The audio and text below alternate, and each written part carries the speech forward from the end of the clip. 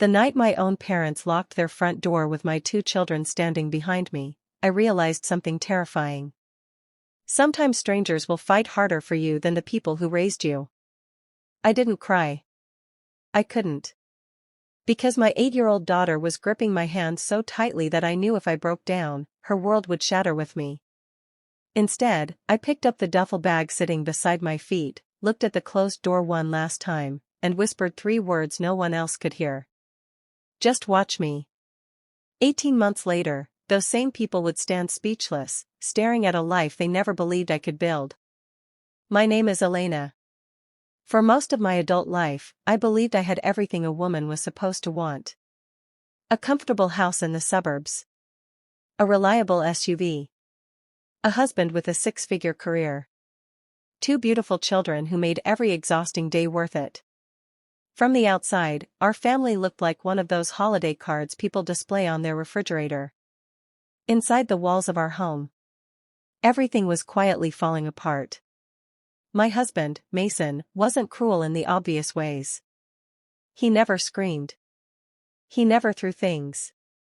He never left bruises. Instead, he had mastered something far more dangerous. He made every problem feel like my fault. If dinner was late, I wasn't organized enough. If the kids were too loud, I wasn't disciplining them correctly. If he came home stressed, apparently I wasn't supportive enough. Little by little, year after year, I stopped recognizing the woman I used to be. I became someone who apologized for things she hadn't done. Someone who second-guessed every decision. Someone who walked on eggshells inside her own home. Looking back now, I don't know exactly when I disappeared. I only know that one day, I looked in the bathroom mirror and saw a stranger wearing my face. Then everything changed. It happened on an ordinary Tuesday afternoon. Mason had rushed out for a meeting, leaving his laptop open on the kitchen island. I wasn't snooping. I wasn't suspicious. I simply heard the email notification. Normally I would have ignored it. That day, for reasons I still can't explain, I looked. One message. One subject line. One sentence. I can't wait until you finally leave her. My hands went numb. For a second, I genuinely forgot how to breathe. I clicked the email. Then another. And another. Months of messages. Vacation photos. Hotel reservations. Plans for a future that didn't include me. The worst part wasn't that he'd fallen in love with someone else. The worst part was discovering how long he'd been pretending everything was normal while secretly planning a completely different life. When Mason came home that evening, he immediately knew. He saw the laptop sitting exactly where he'd left it. He saw my face. Neither of us spoke for nearly a minute. Finally he sighed. Not because he felt guilty. Because he realized he'd been caught. Elena. It isn't what you think. I almost laughed. It's funny how those 5 words sound exactly the same in every marriage that's falling apart. What don't I understand? I asked quietly. The hotel reservations? The photos? Or the emails where you're planning a future with someone else? He rubbed both hands across his face. It just happened. No. Affairs don't just happen. They're built from hundreds of decisions. Hundreds of lies. Hundreds of moments where someone chooses themselves over the family waiting at home. For 3 weeks, we tried counseling. Or at least I did. Mason attended the sessions. I fought for the marriage. He fought to avoid consequences. Eventually, my therapist asked me one question that changed everything. If your daughter grows up believing this is what love looks like, would you be proud of that? I couldn't answer. Because I already knew the truth. 1 month later, I filed for divorce. I thought the hardest part was over. I had no idea the people who would hurt me the most had my last name before I ever took Mason's. Part 1 is complete. Would you like me to continue with Part 2? I sat in the driver's seat for almost 10 minutes after pulling away from my parents' house. Neither of my children spoke. The silence inside that car was louder than anything that had happened in the living room. Through the rearview mirror, I saw Noah staring out the window while Emma hugged her stuffed rabbit against her chest. She looked confused more than scared, but children don't need the whole story to know when something is wrong. Finally, Emma's tiny voice broke the silence. "Mom, are Grandma and Grandpa mad at us?" The question hit harder than anything my parents had said. I swallowed the lump in my throat before answering. "No, sweetheart. They're not mad at you." "Then why didn't they want us to stay?" I opened my mouth and realized there wasn't an answer a 5-year-old could understand. So I reached back and squeezed her little hand. Sometimes adults make choices that don't make sense. But I promise you something. "What?" "We're going to be okay." She smiled like that was all the proof she needed. Children have an incredible ability to trust the person who makes them feel safe. I prayed I could keep earning that trust. That evening, we checked into the cheapest motel I could find on the edge of town. The neon vacancy sign flickered. The carpet smelled like old detergent. The air conditioner sounded like it was losing an argument with itself. To me, it felt like failure. To my kids, it felt like an adventure. Emma bounced onto one of the beds. "Mom, we get to sleep in a hotel." Noah rolled his eyes. "It's not really a hotel." She crossed her arms. "It has beds. It has a TV. So it's a hotel." For the first time in weeks. I laughed. A real laugh. Short. Unexpected. Exactly what I needed. After ordering one large pizza that the three of us shared, the kids fell asleep almost immediately. I waited until I heard their breathing settle before walking into the tiny bathroom. I locked the door, sat on the floor, and finally allowed myself to cry. Not because Mason had betrayed me. Not because my marriage was over. Because I had spent 34 years believing that no matter what happened, my parents would always catch me if I fell. I had been wrong. Very wrong. But somewhere between those tears, another thought quietly appeared. If no one was coming to rescue me, then I had only one option. I had to become the person who rescued us. The next morning started before sunrise. I updated my resume while the kids watched cartoons with the motel's terrible Wi-Fi. Then I called every company I'd ever interviewed with. Every former coworker. Every professional contact I still had. Most conversations ended politely. Some never returned my calls. By lunchtime, one person finally did. My former supervisor, Linda. She had always been direct. No unnecessary sympathy. No empty promises. "Elena," she said. "I heard about your divorce." "I'm sorry." "Thanks. You looking for full-time work?" My heart skipped. "Yes." Immediately. "Good. Our records department is expanding. I can't promise anything. But I can get you an interview tomorrow morning." For the first time in days, hope replaced fear. Not completely. Just enough to breathe. The interview lasted less than 30 minutes. Linda didn't ask many questions. She already knew how I worked. She'd watched me solve problems for years. As I stood to leave, she smiled. "I'll be honest. You were already our first choice. I just needed HR to catch up." I blinked. So welcome back." I nearly cried right there in her office. Instead, I shook her hand. "Thank you." "No." She smiled. "Just prove I made the right decision." "I will." I meant every word. That night, I told the kids the good news. Emma clapped so hard she nearly spilled her juice. "Does that mean we get our own house?" I smiled. "Not yet. But we're getting closer. Noah looked at me carefully. You're happier today. Kids notice everything. I am. He nodded once. I like this version of you. Those 6 words stayed with me long after he went to bed. Because I realized something. For years, my children had watched me become smaller, quieter, more afraid. Now they were watching me become someone else. Someone stronger. Someone they could believe in.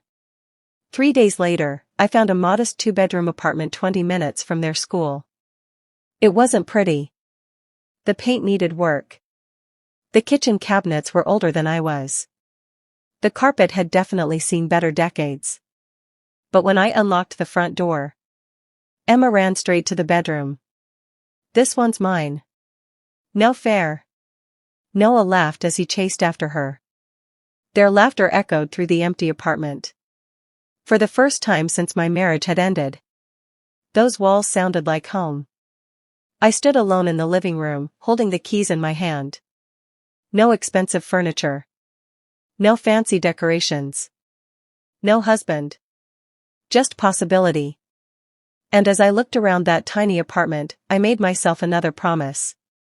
No matter how long it took, my children would never again have to wonder if they belonged somewhere. Because this home, no one could take away from us.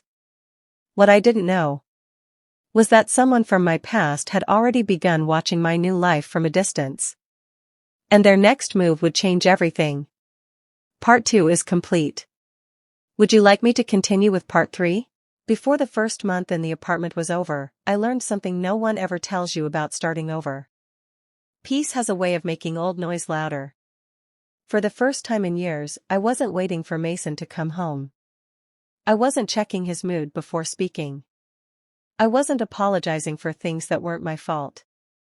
The silence in our little apartment felt unfamiliar. And strangely, it felt safe. Every morning became a routine. I'd wake up before sunrise, make coffee in a machine that sounded like it was about to fall apart, pack Noah's lunch, braid Emma's hair, usually twice because she insisted the first attempt was too grown up, then drive them to school before heading to work. The days were exhausting. But every evening, when I unlocked our apartment door and heard 2 excited voices yell, "Mom's home," I knew I was exactly where I was supposed to be. Linda hadn't exaggerated. The new position came with more responsibility than I'd expected.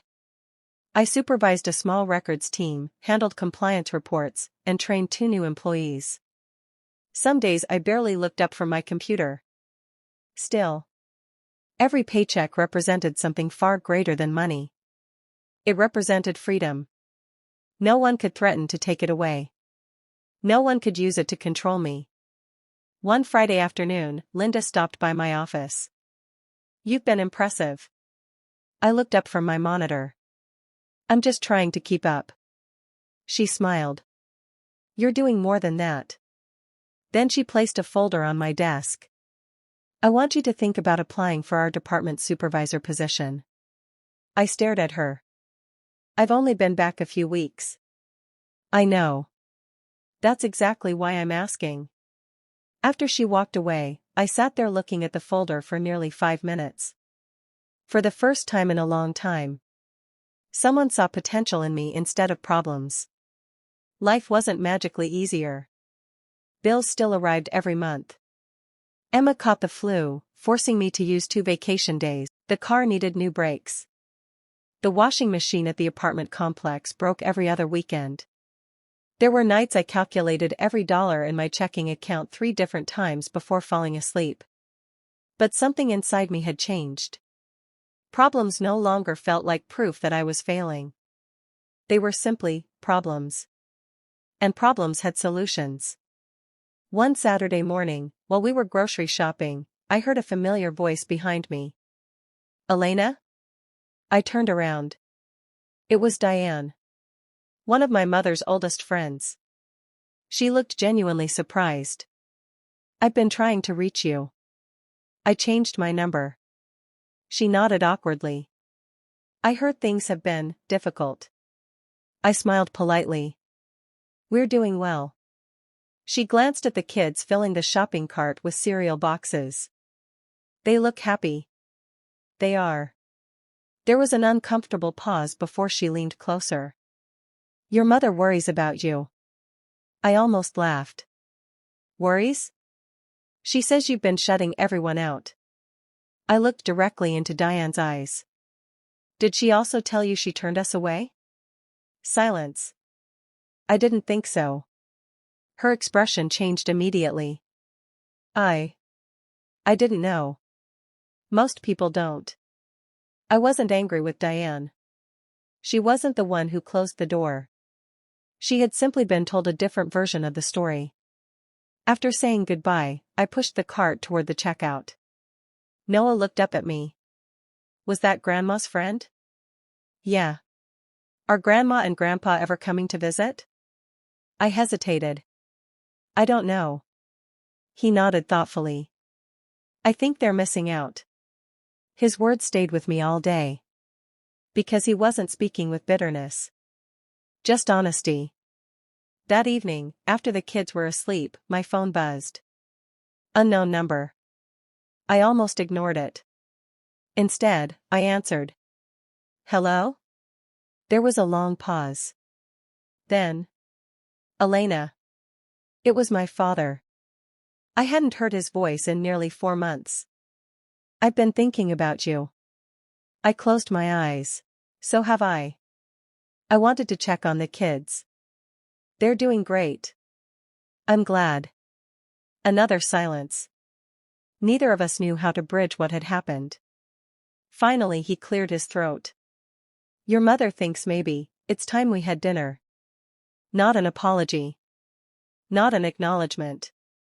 Just dinner.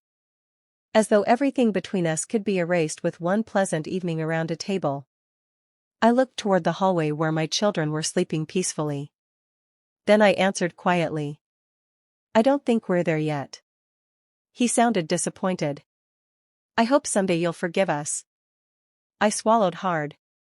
Forgiveness isn't the hard part, Dad. It's trust. When the call ended, I placed my phone on the kitchen counter and stood there for a long time. Months earlier, I would have accepted that invitation immediately. Desperate to fix everything. Desperate to earn my family's approval again. Now. I realized something important. Healing doesn't always mean reopening doors that nearly crushed you when they closed.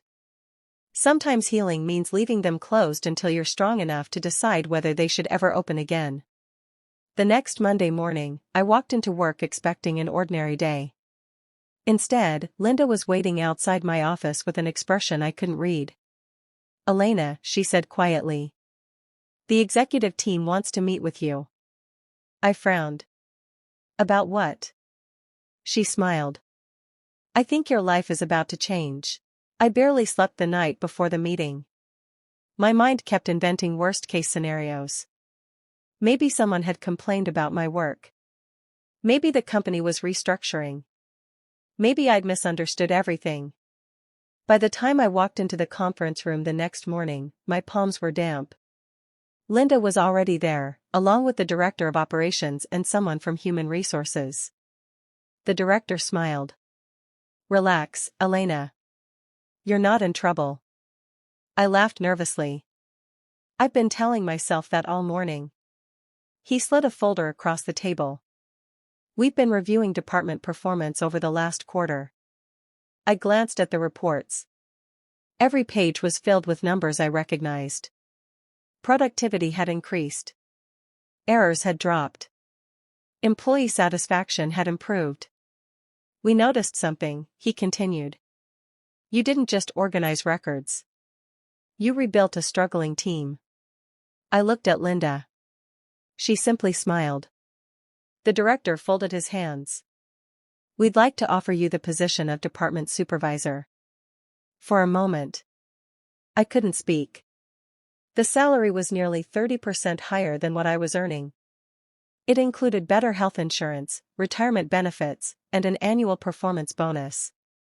My first thought wasn't about the money. It was about my kids. Their future had just become a little more secure. I accept, I whispered. Everyone around the table smiled. Linda stood and hugged me. I knew you were ready. That evening I stopped by a bakery before heading home. Nothing fancy. Just a small chocolate cake with congratulations written across the top. Emma gasped the moment she saw it. Whose birthday is it? I laughed. No one's. We're celebrating. Noah looked confused. What happened? I got promoted. Emma jumped into my arms. I knew you would. Noah grinned. Does this mean we can finally replace the couch that squeaks? I laughed so hard I nearly dropped the cake. Eventually, for the first time in months, our apartment echoed with pure happiness. No fear. No arguments. No walking on eggshells. Just laughter. A few weeks later, I signed the lease on a larger townhouse only 10 minutes from the kids' school. Each child finally had their own bedroom. Emma spent an entire afternoon deciding where to place her stuffed animals. Noah carefully lined his books across a new shelf. As I watched them unpack, I realized they weren't simply moving into another house. They were building childhood memories untouched by conflict. That alone made every difficult day worth it. News travels quickly in a small town. Especially when someone people underestimated starts succeeding. One Saturday afternoon, while watering flowers on the front porch, I noticed a familiar SUV slowly pulling into my driveway. My parents. I hadn't invited them. Mom stepped out first. She looked older than I remembered. Dad remained beside the passenger door, almost hesitant. For several seconds, nobody moved. Finally, Mom spoke. The house looks beautiful. Thank you. She smiled nervously. We've missed you. I nodded politely. The kids are inside. We'd love to see them. There it was. No apology. No acknowledgement of what happened. Just an expectation that enough time had passed. I looked at both of them carefully. I have one question. Dad nodded. Anything.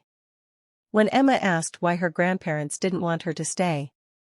What should I have told her? Neither of them answered. Mom's eyes filled with tears. Dad lowered his head. The silence finally said what words never had. They knew. They had been wrong.